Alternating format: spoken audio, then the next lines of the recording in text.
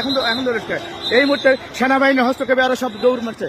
Motor শ্রমিক ইউনিয়নের নেতারা ঘটনাস্থলে উপস্থিত থেকে আগুন লাগিয়ে দিয়েছিল। সেনাবাহিনীকে আমরা মিটার লোক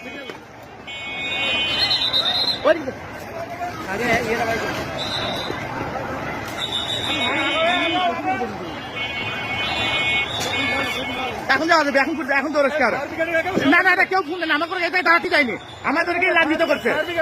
একটা সাধারণ লোক না, এটা একটা ফোন দিবি। এখন ধরেছে নেতারা উপস্থিত থাকে এই ঘটনা ঘটাচ্ছে।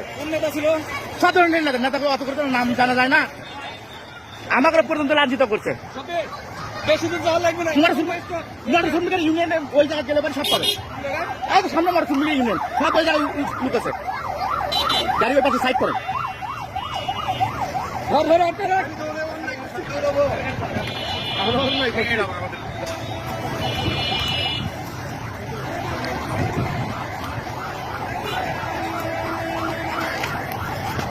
এখন তো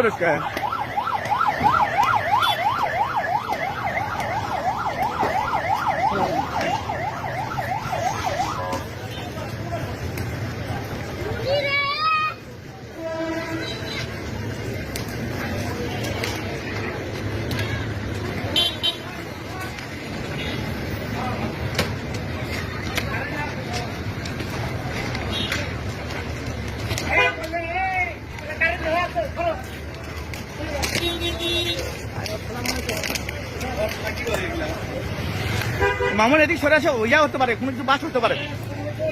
ভাই